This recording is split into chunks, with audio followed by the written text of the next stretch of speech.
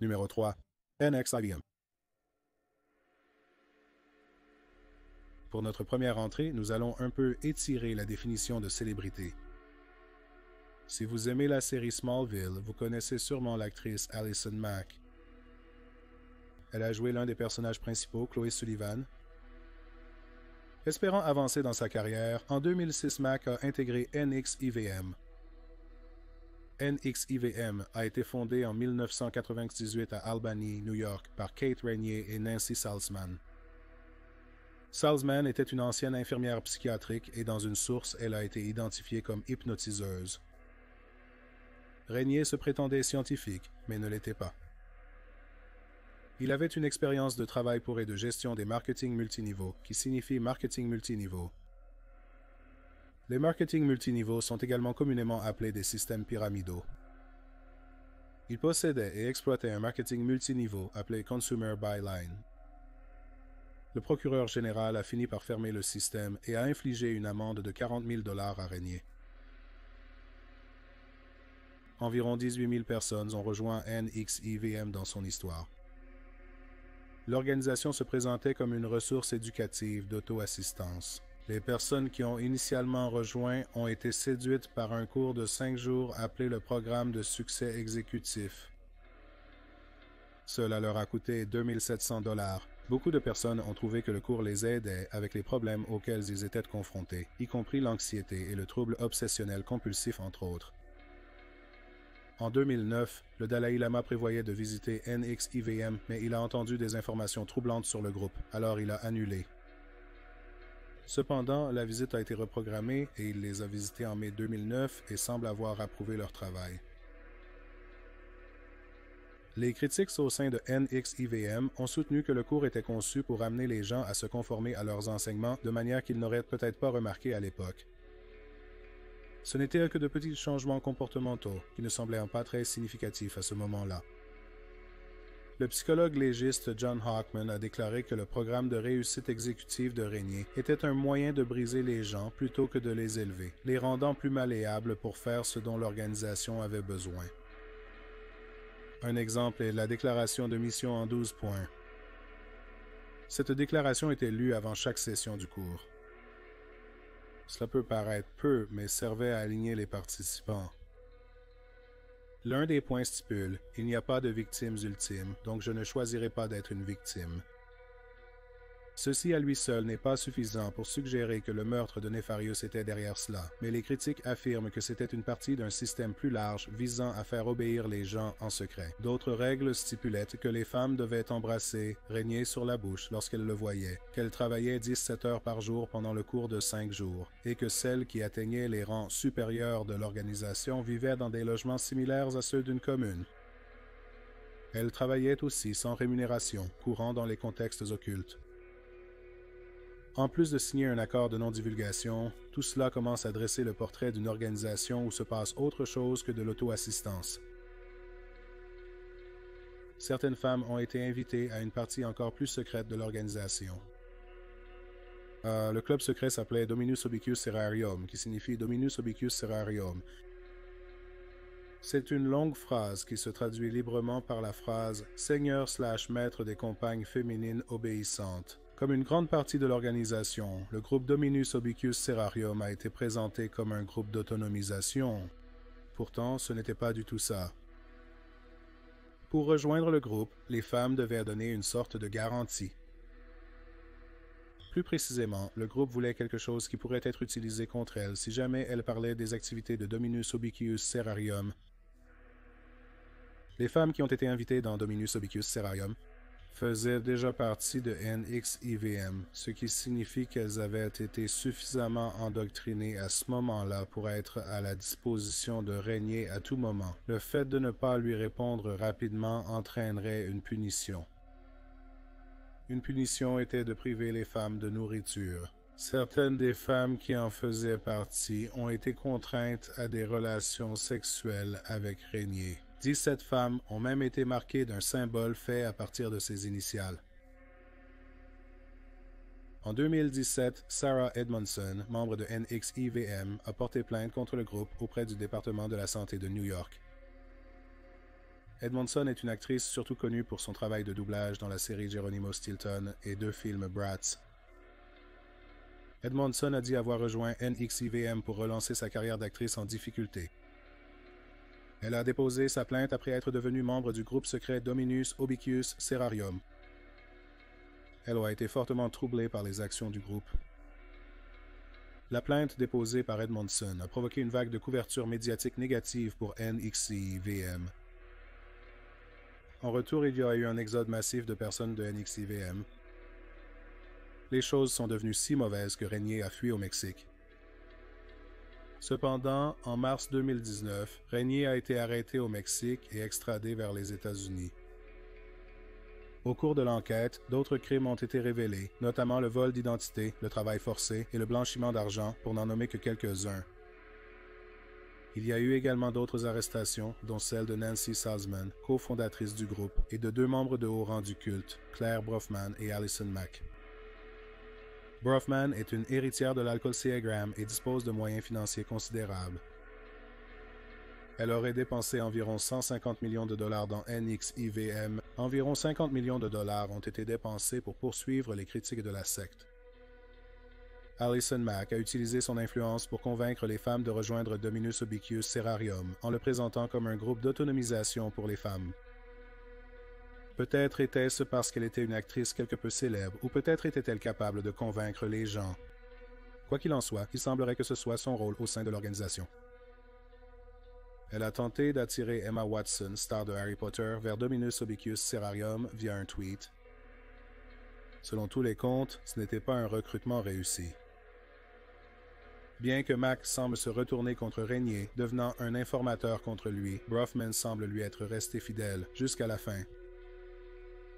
Ni Mack ni Brofman n'ont échappé aux griffes de la loi. Mack a reconnu coupable de racket et de conspiration de racket.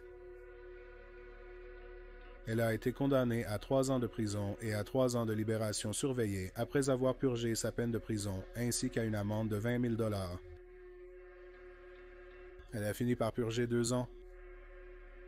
Rothman a plaidé coupable de vol d'identité et de fraude à l'immigration. Elle a été condamnée à 6 ans et 9 mois de prison et a reçu une amende de demi-million de dollars.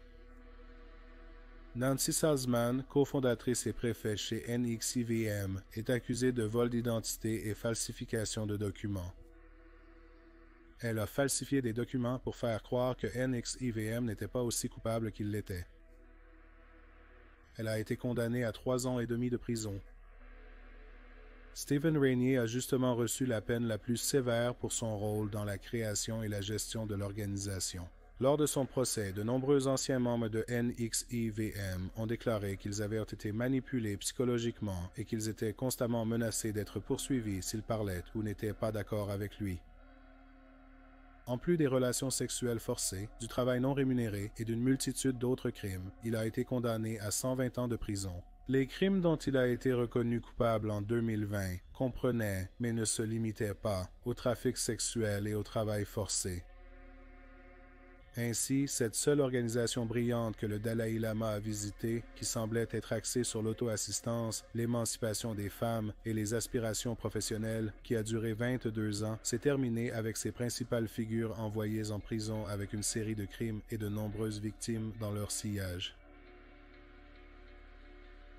Numéro 2, la société organisée. La société Organo a été fondée par 3 proches de célébrités, mais ont également réussi à lancer leur propre carrière réussie. Ils sont Kylie Jenner, Willow Smith et Jaden Smith. La société Organote, également connue sous le nom de société secrète d'individus qui créent et placent de l'organite pour équilibrer les énergies de Gaïa, a une longue histoire. Les racines du culte remontent aux années 30 avec un médecin autrichien, Wilhelm Reich. Reich a fui l'Allemagne nazie dans les années 30 et est venu aux États-Unis. Il était psychologue et élève de Sigmund Freud. Cependant, Freud ne respectait pas son travail et en 1934, Reich a été expulsé de l'Association internationale de psychanalyse. Les pratiques de Reich comprenaient des cristaux organisés qu'il croyait aider à préparer le corps à guérir. Il a dit que les cristaux ont une énergie d'organe, qui est décrite comme une énergie cosmique sans masse. Il prétend que le mot organe était la base pour le mot orgasme et organisme. Il a également dit que la guérison venait des orgasmes. La meilleure guérison par un orgasme était à l'intérieur de boîtes connues sous le nom d'énergie d'organe ou d'accumulateur, ou simplement connues sous le nom de boîte à sexe. La boîte était tapissée de cristaux d'organite et une personne s'asseyait nue dans la boîte. Reich prétendait qu'il y avait quelque chose appelé bion.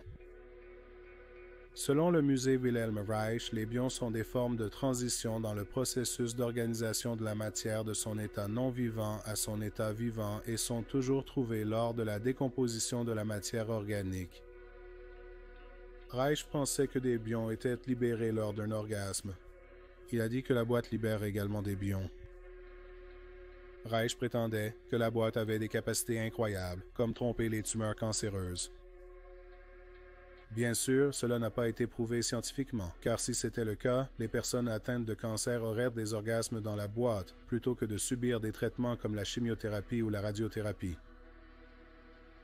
En 1947, la Food and Drug Administration des États-Unis, également connue sous le nom de Food and Drug Administration, s'est impliquée après que le magazine Harper's a publié un article sur Reich et a qualifié sa pratique de culte sexuel. La Food and Drug Administration voulait tester les accumulateurs d'énergie organique, mais Reich a refusé de leur donner accès aux boîtes. La Food and Drug Administration a finalement décidé que Reich ne pouvait pas vendre les boîtes. Au début de 1957, il a été reconnu coupable de désinformation médicale et a été condamné à 2 ans de prison. Wilhelm Reich n'a purgé que 9 mois car il est décédé le 3 novembre en 1957, à l'âge de 60 ans, alors qu'il purgeait sa peine. Un autre aspect que vous devez connaître sur la société organisée est un autre groupe appelé la secte Osho. Vous pouvez les connaître si vous avez vu la série documentaire Netflix Wild Wild Country. La secte Osho a adapté les enseignements de Reich pour leur culte. Leur système de croyance incluait d'avoir des relations sexuelles de façon indiscriminée, jusqu'à ce que cela ne signifie plus rien. L'illumination est atteinte quand le sexe n'a plus d'importance pour une personne. Ils ont également créé leur propre boîte de sexe qu'ils utilisaient avant de s'engager dans des rapports sexuels. La chute de la secte Osho a eu lieu lorsqu'ils ont commis des attaques bioterroristes sur des restaurants locaux. 751 personnes ont subi des intoxications alimentaires non mortelles. C'était la plus grande attaque bioterroriste de l'histoire américaine.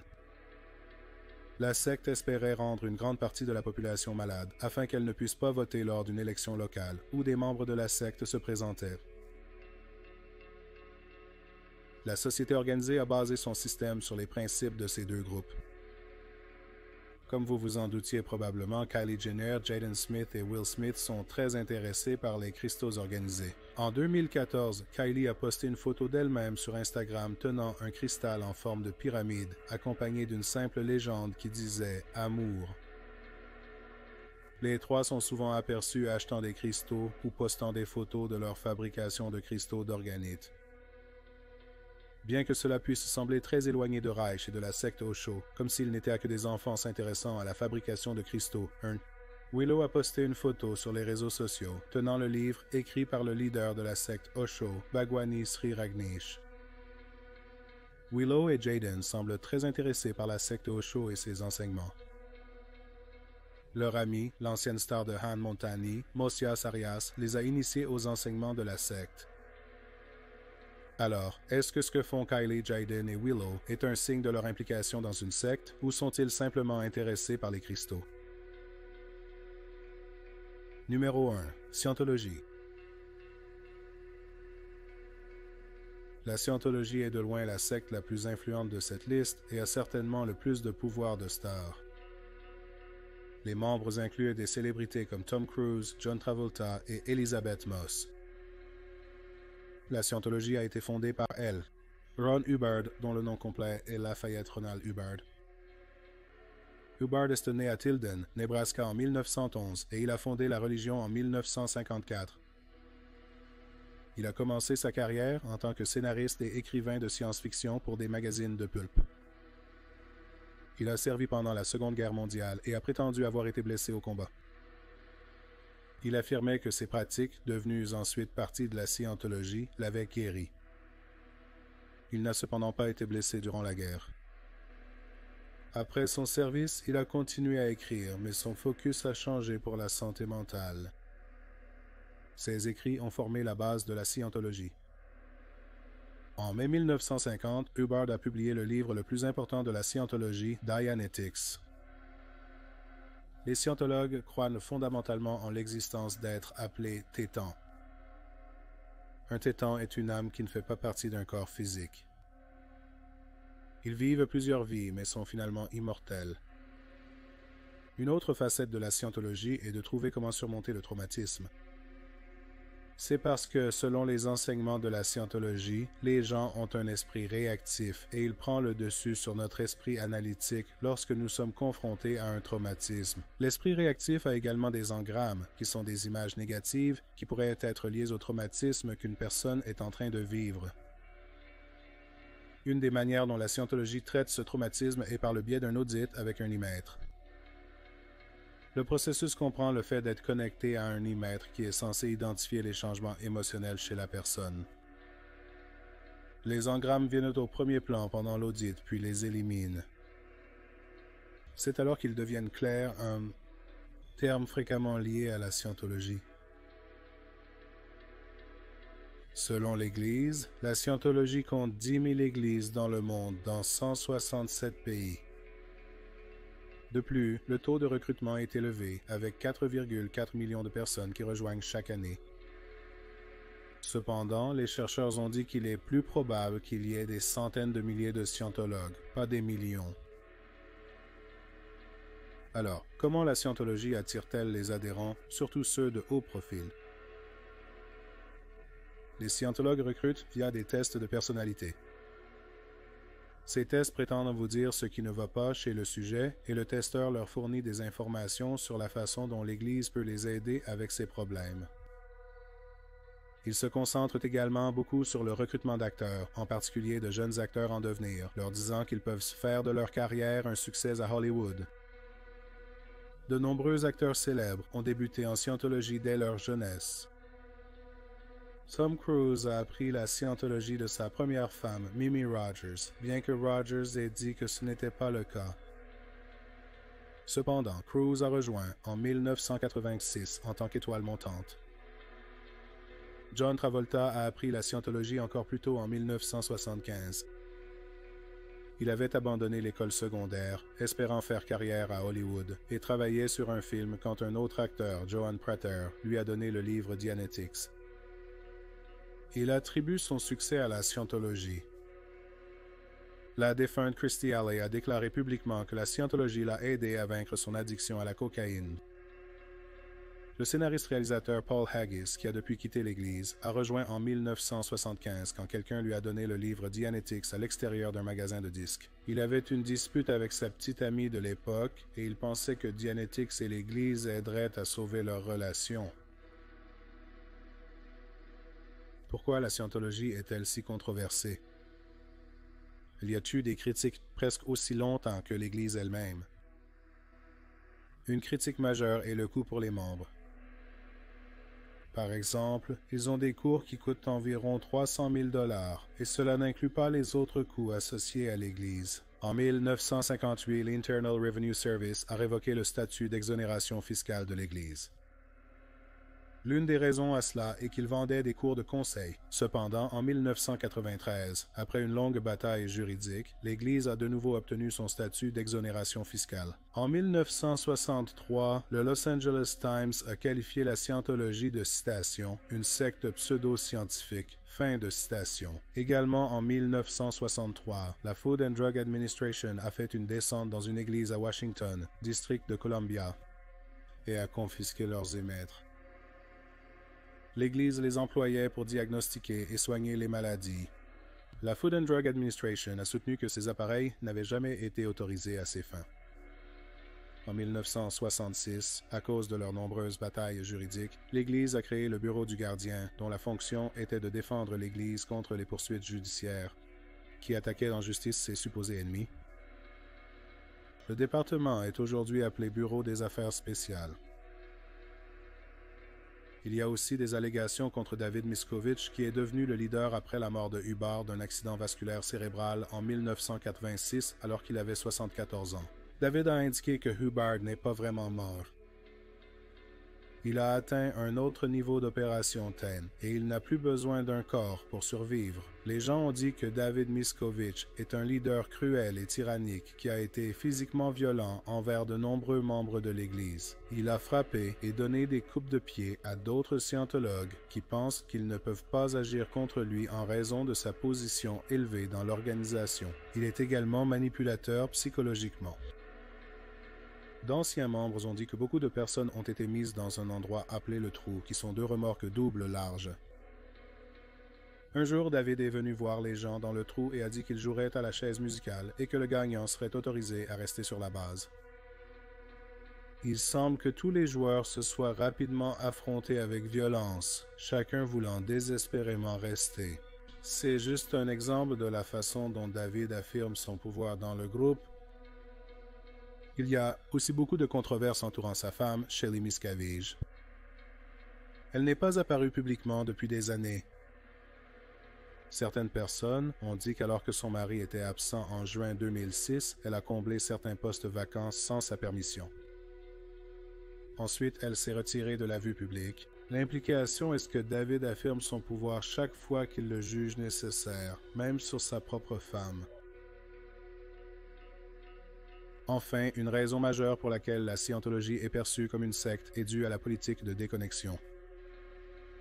La politique, que l'Église a publiquement dit ne pas exister, est apparemment bien connue parmi les scientologues. Paul Haggis a fait référence à cette politique dans sa lettre aux autorités de l'Église lorsqu'il a décidé de quitter la religion, affirmant très clairement que tout le monde en savait quelque chose. La règle est que les membres ne peuvent dialoguer avec les détracteurs de l'Église. Ces personnes sont appelées SP, ce qui signifie Suppressive Persons. Bien qu'il y ait beaucoup de critiques sur le fait que la scientologie soit une secte, Mark Oppenheimer, un journaliste titulaire d'un doctorat en études religieuses de l'université Yale, soutient que la scientologie est comme toute autre religion. Oppenheimer souligne que d'autres religions ont la dîme, ce qui signifie que vous donnez un pourcentage de vos revenus à l'Église. Il soutient également que si la scientologie est très axée sur l'argent, cela n'est pas différent des autres religions qui ont construit d'énormes et élaborées cathédrales. Finalement, les accusations de secte contre la scientologie sont plus liées au comportement des dirigeants de l'Église et leur traitement des membres qu'à leurs croyances spirituelles. Merci d'avoir regardé cette vidéo. Nous espérons que vous l'avez trouvé intéressant. Si cela vous a plu, n'oubliez pas de vous abonner. Nous aurons une nouvelle vidéo sur le paranormal chaque semaine. Si vous découvrez juste Criminellement Répertorié, nous détenons plus de 325 vidéos de criminellement répertoriés. Nous avons plus de 325 vidéos présentant des histoires de crimes étranges mais vrais. Il est disponible sur youtube.com criminellement répertorié. Nous avons aussi un podcast sur les affaires résolues autrefois non résolues, appelé Criminally Listed Presents. Into the Killing est disponible sur Stitcher, Spotify, Amazon Music et partout où les podcasts sont proposés. C'est tout pour aujourd'hui. Merci d'avoir regardé.